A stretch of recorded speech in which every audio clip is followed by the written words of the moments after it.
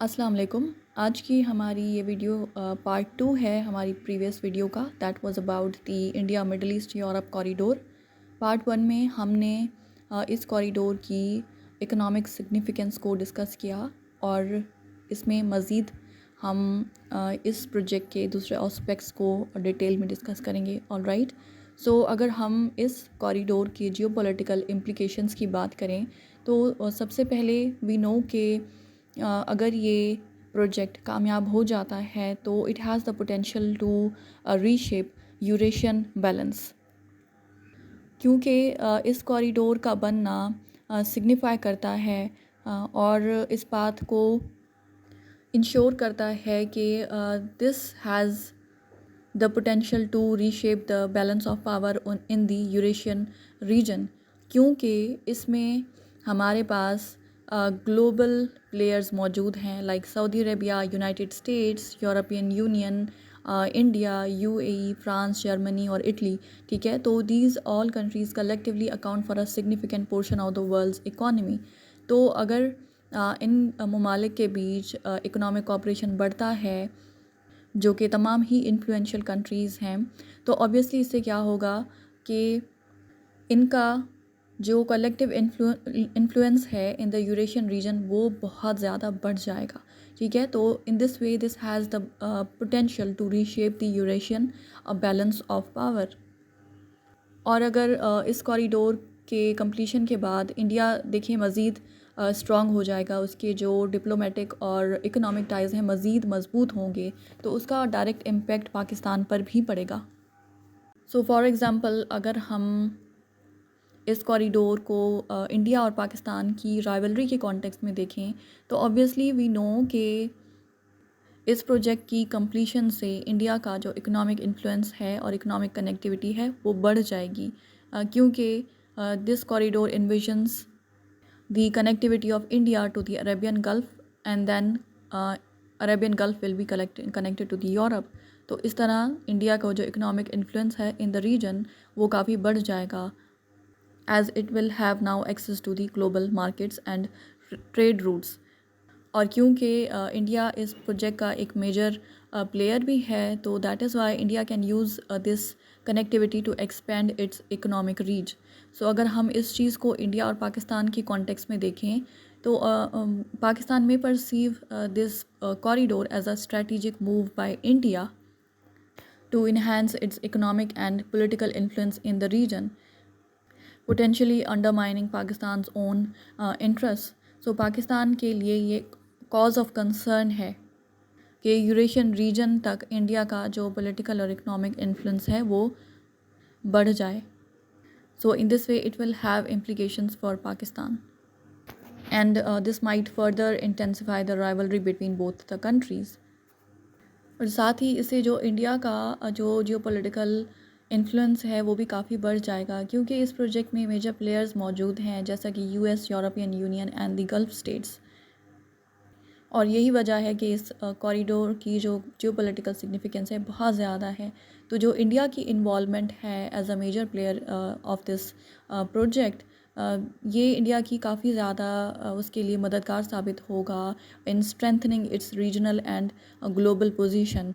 तो इस तरह से this is a cause of concern for Pakistan in terms of the regional influence. वैसे भी हम जानते हैं कि इंडिया काफ़ी टाइम से एक रीजनल मेजर पावर की का स्टेटस हासिल करने के लिए कोशिश कर रहा है। तो ये इस ऑब्जेक्टिव को हासिल करने के लिए इंडिया के लिए काफ़ी ज़्यादा मददगार साबित होगा ये प्रोजेक्ट। और इसके नतीजे में पाकिस्तान क्या कर सकता है? Pakistan obviously our country would seek partnerships to counter balance India's influence that will lead to diplomatic, military and alliance based manoeuvres. तो इस तरह जो एक पावर कंपटीशन है इन द रीजन उसमें हमें तेज़ी नज़र आ सकती है इन फ्यूचर। सो अब हम इसी चीज़ को अगर हम इंडिया और चाइना के कॉन्टेक्स्ट में देखें तो obviously this will have implications for the China India relationship, क्योंकि this will lead to competition for influence in the region. seen as an attempt by India to counterbalance China's influence in the region, particularly through projects like the China-Pakistan Economic Corridor and the Belt and Road Initiative. तो यही वजह है कि इसको consider किया जाता है, IMEC project को कंसिडर किया जाता है as a project that is planned to counter China's BRI project and to curtail China's influence in the region and at the global level. और वैसे भी हम जानते हैं कि मिडल ईस्ट में भी चाइना का काफ़ी इन्फ्लुएंस बढ़ चुका है, तो ये इंडिया के लिए मददगार साबित होगा कि वो चाइना के इन्फ्लुएंस को कर्टेल कर सके इन द मिडल ईस्ट। और यही वजह है कि जो चाइना है इस प्रोजेक्ट में इंडिया की पार्टिसिपेशन को परसीव कर सकता है as a geopolitical manoeuvre to strengthen its position in South Asia region and beyond. तो इस तरह से इनके बीच जो पावर कंपटीशन है वो बढ़ सकता है, obviously for the influence in countries along the corridor. इसके अलावा जो दूसरा रीज़न है जिसकी वजह से ये कंसिडर किया जाता है कि this project is announce to counter BRI project, वो इसलिए क्योंकि ये एक ऐसा प्रोजेक्ट है that offers an alternative connectivity model जो कि पार्टिसिपेटिंग कंट्रीज़ को ऑटोनमी देता है, ठीक है। And this point is in contrast with China's BRI, जो जिसको ऑफन क्रिटिसाइज़ किया जाता है for its date trap diplomacy. तो the countries in the region may view this IMEC project as a more flexible and attractive option। तो इस तरह से ये चाइना के BRI प्रोजेक्ट को काउंटर कर सकता है। It has the potential to do this। लेकिन जहाँ पे मज़ीद राइवलरी का ख़दशा है वहाँ पे this project also offers the potential for cooperation, क्योंकि दोनों कंट्रीज़ के बीच राइवलरी तो है, लेकिन there may be opportunities for both the countries India and China to cooperate with in the framework of IMEC, क्योंकि both countries are the members of BRICS, जो कि मेजर इमर्जिंग इकोनॉमीज़ का एक ग्रुप है, और अब उसमें मज़ीद मेजर इकोनॉमीज़ को शामिल कर लिया गया है and now it is called as BRICS plus. So यहाँ पर इकोनॉमी के हवाले से, कनेक्टिविटी के हवाले से both countries could find common grounds in fostering connectivity and economic growth in the region. So the point is that the evolving dynamics will depend on how both countries navigate their relationship with the countries involved in IMEC and with each other. So अब हम मज़ीद इसके geopolitical implications देखें तो obviously जैसे कि हमने पहले भी बात की कि जो इस प्रोजेक्ट के पार्टिसिपेटिंग कंट्रीज़ हैं उनके जो इकोनॉमिक टाइज़ हैं उनको काफ़ी ज़्यादा बूस्ट मिलेगा इस प्रोजेक्ट के थ्रू। सो इस तरह जो है this increased economic cooperation could lead to these nations having a more significant say in regional and global affairs, क्योंकि जब इनकी कनेक्टिविटी और इकोनॉमिक टाइज़ बेहतर होंगे और इनकी एक कलेक्टिव इकोनॉमिक डेवलपमेंट होगी, तो इसी तरह इनका जो पॉलिटिकल और इकोनॉमिक इन्फ्लुएंस है इन द वर्ल्ड वो काफ़ी ज़्यादा बढ़ जाएगा। So in this way they will have a more significant say in the regional and global affairs that will potentially impact the diplomatic negotiations and the international agreements. और इस बात को कैसे यकीनी बनाया जा सकता है, ऑब्वियसली जो IMEC का इंफ्रास्ट्रक्चर डेवलपमेंट है, ट्रेड फैसिलिटेशन की बातें हैं और कनेक्टिविटी इन्हेंसमेंट की विजन है, that will create a platform for these major players to collaborate more closely economically, all right। So that will potentially translate into increased political leverage। So एक तरह से this will benefit all the participating countries by making them stronger and giving them a stronger voice in the international affairs, all right। और अब हम इसको देखें कि इसकी मज़ीद क्या जियोपॉलिटिकल implications हैं। तो this project is seen as an alternative to Belt and Road Initiative, क्योंकि हम ये बात जानते हैं कि जो स्कॉलर्स हैं वो काफ़ी ज़्यादा कंपेयर कर रहे हैं इन दोनों प्रोजेक्ट्स को, because both are the infrastructure development and the projects of connectivity. क्योंकि इन दोनों का फोकस सेम है, इस वजह से जो ऑब्जर्वर्स हैं, जो स्कॉलर्स हैं, एनालिस्ट हैं, वो इन दोनों प्रोजेक्ट्स को कंपेयर कर रहे हैं and they have seen some notable differences. तो बात ये है कि जो IMEC का प्रोजेक्ट है that emphasises on autonomy for the participating countries, यानी कि ये जो प्रोजेक्ट है पार्टिसिपेंट्स को ऑटोनॉमी देता है,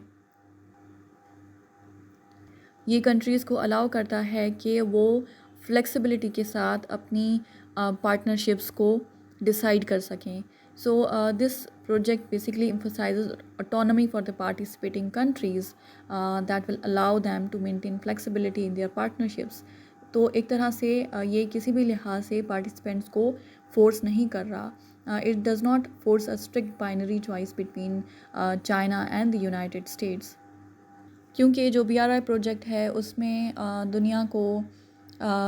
दुनिया में उसको ऐसे देखा जाता है कि वो चाइना का प्रोजेक्ट है और चाइना का इन्फ्लुएंस और पॉलिटिकल इन्फ्लुएंस और इकोनॉमिक इन्फ्लुएंस बढ़ाने के लिए एक प्रोजेक्ट है, ठीक है. और जब CPEC की बात आती है, BRI प्रोजेक्ट की बात आती है, तो वहाँ पर US और चाइना की राइवलरी की बात भी ज़रूर होती है और फिर वहाँ पे कंट्रीज़ को एक तरह से फ़ोर्स किया जाता है कि वो साइड्स लें, या तो वो चाइना की साइड लें या तो वो यूनाइटेड स्टेट्स की साइड लें.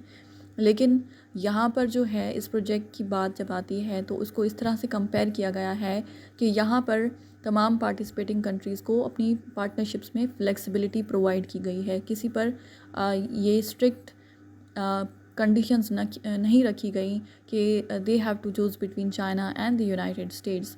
जैसा और इस चीज़ को एग्जाम्पलीफाई करने के लिए यही काफ़ी है कि इस प्रोजेक्ट में ऐसे कंट्रीज़ मौजूद हैं जो कि बहुत अच्छे टाइज़ मेंटेन करते हैं with both China and the United states.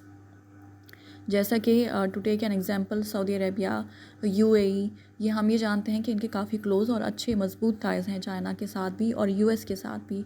और इंडिया जहाँ उसकी राइवलरी है वहीं पर उसके काफ़ी स्ट्रॉन्ग इकोनॉमिक टाइज़ भी हैं चाइना के साथ और US के साथ भी. Alright, so in this way they have compared the BRI project and the IMEC project. So इसको मज़ीद समझने के लिए यहाँ पे हम सऊदी अरेबिया की एग्जांपल लें तो obviously it has a deep economic ties with China through projects like China Pakistan economic corridor and a vision 2030 partnership. लेकिन at the same time Saudi Arabia की काफ़ी स्ट्रॉन्ग कोलैबोरेशन भी है with the United States in various domains including a very important domain and that is the area of defense. तो जो IMEC का project है this allows Saudi Arabia to pursue its economic partnerships with China and US also, while fostering connectivity in a way that it suits its own interests, that it serves Saudi Arabia's own interests.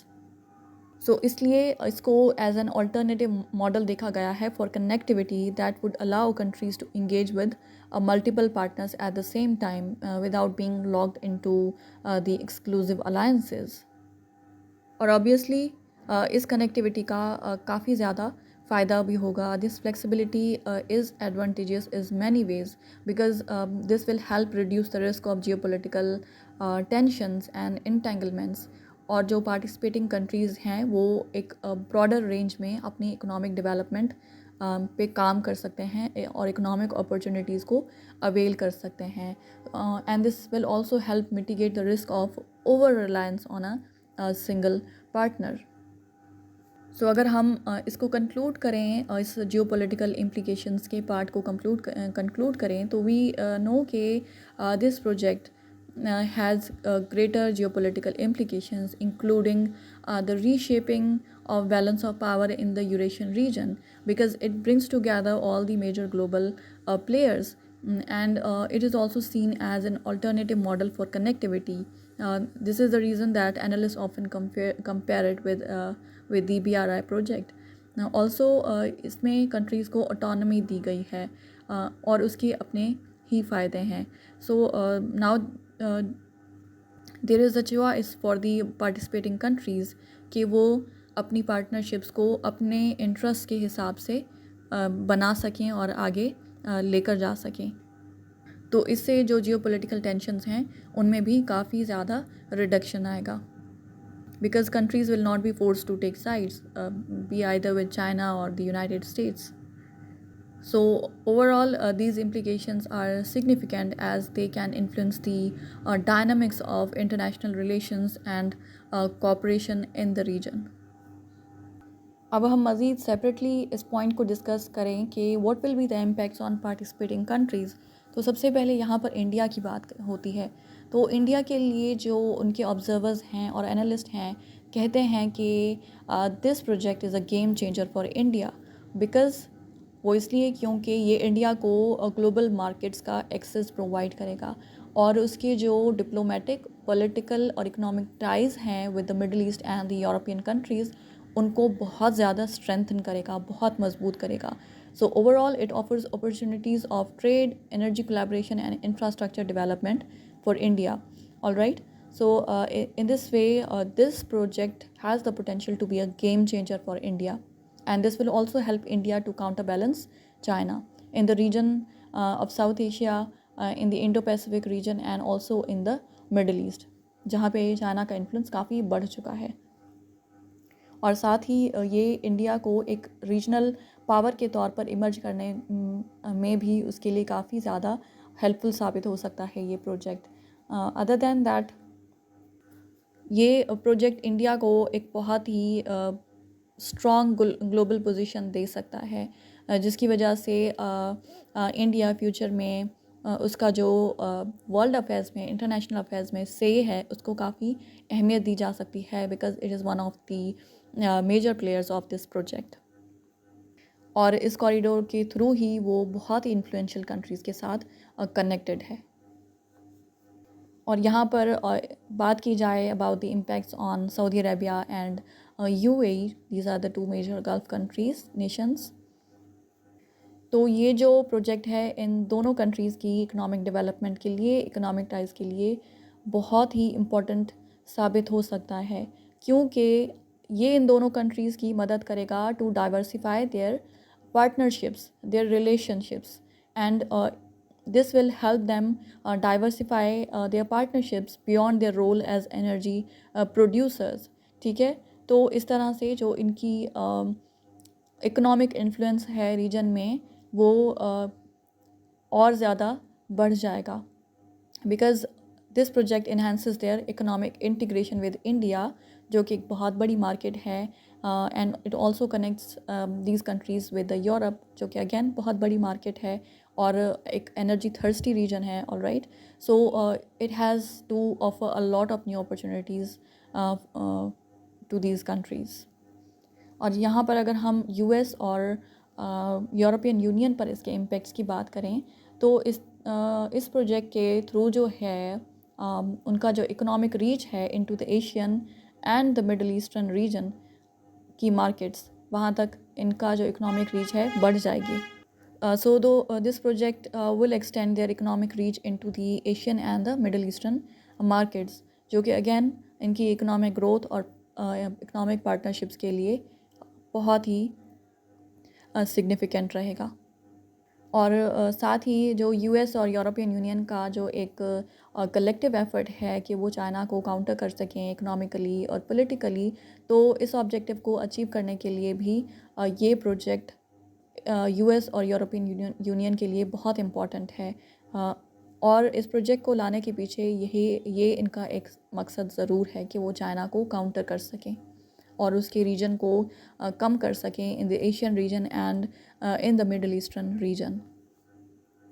और ख़ास तौर पे वो China के CPEC और PRI के project को counter कर सकें by providing an alternative connectivity route. और इसके अलावा फ्रांस, जर्मनी और इटली, ये जो यूरोपियन कंट्रीज़ हैं, इनके लिए क्या बेनिफिट्स हैं, इनके लिए क्या इम्पैक्ट्स होंगे. तो obviously this project will benefit them in a lot of ways, because it will provide them opportunities for increased trade and stronger economic ties with the great market that is India and the Gulf states, जहाँ से वो oil, gas और मज़ीद चीज़ें import और export कर सकते हैं, गुड्स एंड सर्विसेज, और मज़ीद चीज़ों की आपस में ट्रेड कर सकते हैं. तो ओवरऑल इन तमाम पार्टिसिपेटिंग नेशंस के लिए इसमें बहुत ज़्यादा बेनिफिट्स हैं. ऑल राइट, सो सब पर काफ़ी ज़्यादा पॉजिटिव इम्पैक्ट्स हैं, obviously if they overcome the challenges. So अब हम यहाँ पर India, Middle East, Europe economic corridor और चाइना लेड BRI के बीच मज़ीद कंपैरिजंस देखें तो इट्स वेरी क्लियर कि जो दोनों की अप्रोच है वो सिग्निफिकेंटली डिफ़र करती है इन अ वे कि जो आईमैक प्रोजेक्ट है उसकी मल्टीलैटरल अप्रोच है, जबकि BRI की बायलैटरल अप्रोच है। सो आपको मैं ये समझाऊं तो बेसिकली आई मीन टू से कि जो आईमैक प्रोजेक्ट्स हैं they involve various major global players, यानी कि बहुत से कंट्रीज़ उसका हिस्सा होंगे, जैसे कि ऑल दी पार्टिसिपेटिंग कंट्रीज़। तो एक तरह से it is more of a collaborative multilateral initiative where the participating countries work together on equal footing। जबकि चाइना लेड BRI की बात करें तो उसकी जो अप्रोच है that is very much bilateral. एक तो ये है कि it is primarily led by China, तो इसमें सबसे बड़ा जो स्टेक होल्डर है वो खुद चाइना है, ठीक है। And most of the projects that come under the BRI are bilateral agreements between China and the other individual countries. So इसमें इस प्रोजेक्ट में ओवरऑल काफ़ी ज़्यादा कंट्रीज़ शामिल हैं, चाइना के BRI प्रोजेक्ट का हिस्सा हैं, लेकिन China plays a central role in decision making and financing. So this has actually led to concerns about the unilateral nature of some of the BRI projects.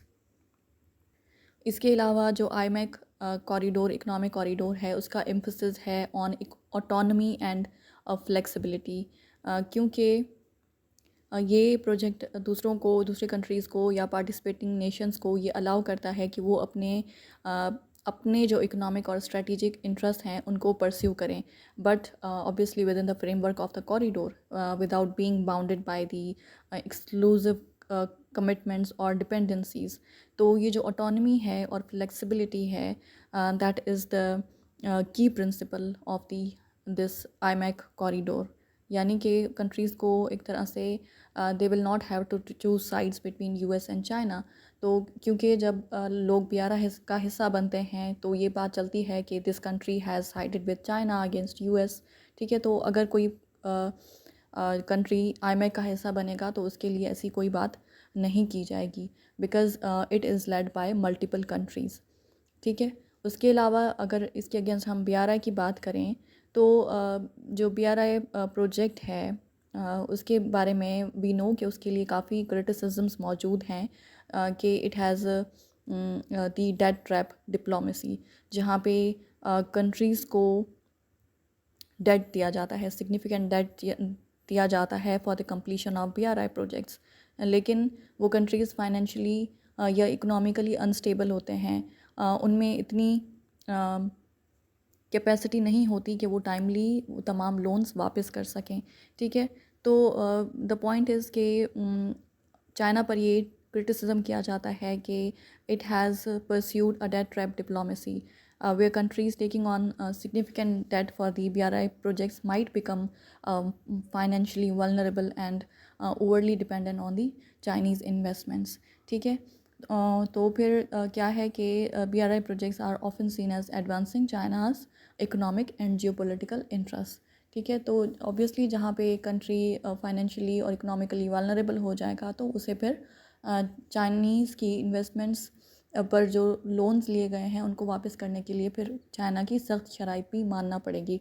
So that is why it is seen as China's economic advancing China's economic and geopolitical interest. So ये एक तरह का तासुर पाया जाता है कि जो BRI है वो सोली चाइना के इकोनॉमिक और पॉलिटिकल इंटरेस्ट को परस्यू करने के लिए रखा गया है, otherwise it does not serve other countries interest, alright. इसके साथ ही अगर ट्रांसपेरेंसी और अकाउंटेबिलिटी की बात की जाए तो आईमैक का जो विज़न है that is based on transparency, ठीक है। ये इन तमाम पार्टिसिपेटिंग नेशन से एक्सपेक्ट किया जाता है कि they will adhere to the international standards of transparency and accountability, क्योंकि वैसे भी इसमें काफ़ी मेजर ग्लोबल प्लेयर्स की इन्वॉल्वमेंट है इस प्रोजेक्ट में, ठीक है। So therefore there is a lot of emphasis on ensuring that the projects and agreements are transparent and fair. जबकि BRI के बारे में हमने ये अक्सर सुना है कि the world nations or the world's global players have transparency concerns regarding the Belt and Road Initiative. ठीक है, जैसे कि चाइना जैसे कि BRI के काफ़ी सारे ऐसे प्रोजेक्ट्स हैं जिनके बारे में क्रिटिसिज्म किया जाता है कि there is lack of transparency, especially in terms of financing terms and environmental impact assessments and some other critical aspects. So basically the point is that this has led to concerns about the sustainability and long term implications of BRI projects. और इसमें अक्सर बात की जाती है Sri Lankan port Hambantota port की बात की जाती है कि वो जो पोर्ट की कंस्ट्रक्शन थी that was actually not a sustainable project, लेकिन उसके बावजूद चाइना से लोन्स लेकर उस पर काम किया गया और उसका रिज़ल्ट ये निकला कि उस पोर्ट से इतना रेवेन्यू जनरेट नहीं हो पाया कि श्रीलंका टाइमली लोन्स वापस कर सकता चाइना को। और फिर एज अ रिज़ल्ट हमने ये देखा कि श्रीलंका को अपना हम्बनटोटा पोर्ट चाइना को देना पड़ा for a period of 100 years on lease. So इसलिए BRI के काफ़ी प्रोजेक्ट्स के बारे में ट्रांसपेरेंसी कंसर्न्स एक्सप्रेस किए जाते हैं बाय दी ग्लोबल प्लेयर्स। और अगर IMEC की बात की जाए तो इस पर जब काम होगा तो मज़ीद देखा जाएगा कि किस तरह चीज़ें काम करती हैं एंड हाउ थिंग्स अनफोल्ड। लेकिन फ़िलहाल they have placed a special emphasis on the aspect of transparency and accountability. Alright, अब इसका जो है रीजनल डायनामिक्स के हिसाब से देखा जाए इन प्रोजेक्ट्स को तो जो IMEC का प्रोजेक्ट है that focuses on regional integration, यानी कि ऑब्वियसली उनका ये मकसद है कि इकोनॉमिक इंटीग्रेशन को और इकोनॉमिक कनेक्टिविटी को प्रमोट किया जाए। ठीक है, और इसमें ऑब्वियसली 3 रीजन्स को कनेक्ट किया जाएगा, इंडिया, मिडल ईस्ट और यूरोप को। So it basically emphasises connectivity between regions with a significant economic potential, ताकि ये regions सर्व कर सकें as key trade hubs. Alright, जबकि BRI प्रोजेक्ट के बारे में ये कहा जाता है कि उसका जो मेजर ऑब्जेक्टिव है that is to gain the global reach. ठीक है, तो BRI जो है जैसे कि IMEC प्रोजेक्ट रीजन्स को कनेक्ट करता है, लेकिन जो BRI है वो ग्लोबल लेवल पे एक प्रोजेक्ट है। It is a global initiative that spans multiple continents including Asia, Africa, Europe and even South America. So इस तरह उसका जो मकसद है that is to create a network of infrastructure and connectivity projects with a global reach. ठीक है, तो इससे क्या होगा, ऑब्वियसली चाइना का जो ग्लोबल रीच है वो बढ़ेगा, उसका जो ग्लोबल लेवल पे इकोनॉमिक पॉलिटिकल इन्फ्लुएंस है वो बढ़ेगा। ठीक है, तो that is why it is a cause of concern for its rival nations like India, like Japan and like the United States. So इन तमाम चीज़ों को हम US चाइना राइवलरी के कॉन्टेक्स्ट में भी देख सकते हैं। ऑलराइट, सो अगर इस कंपोनेंट को हम समराइज़ करें तो वी कैन से कि while IMEC and BRI both focus on infrastructure and connectivity, but their approaches and principles differ significantly. Because IMEC is characterized by its multilateral, autonomy-focused approach, and it focuses on transparency and accountability.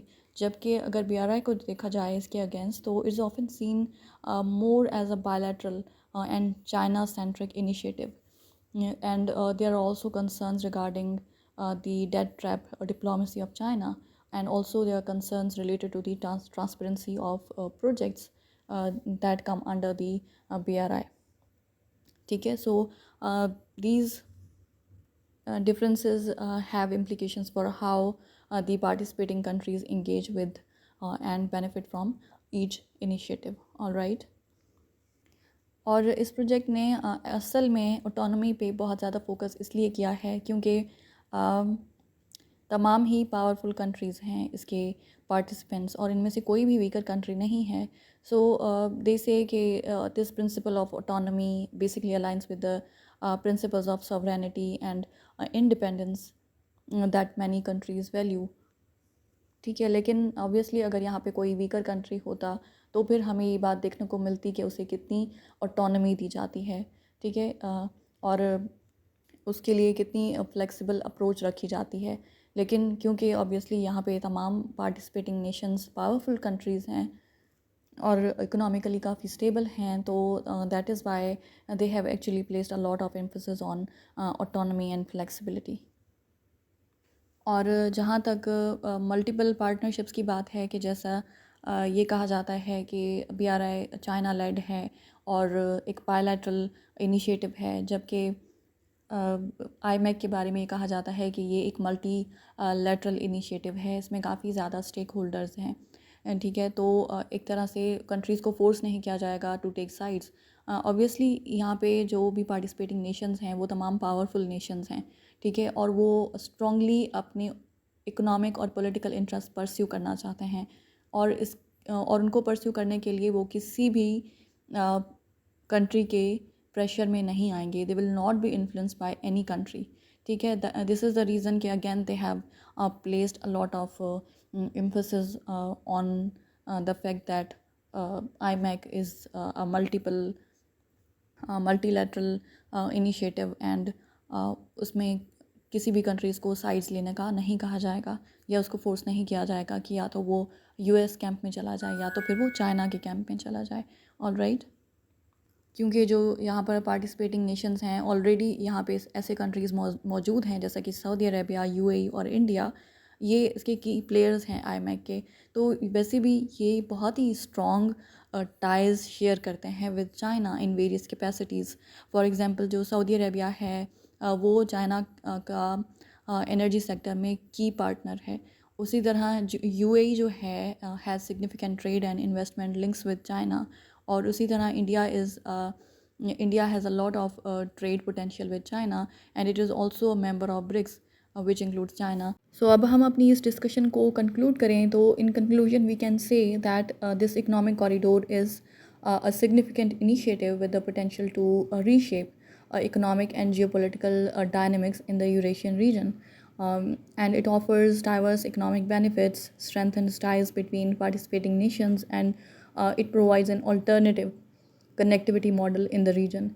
So while it is not a direct challenge to the BRI or CBAC, because it actually offers an alternative trade route to the countries, so it actually represents a shift in global economic partnerships and connectivity efforts.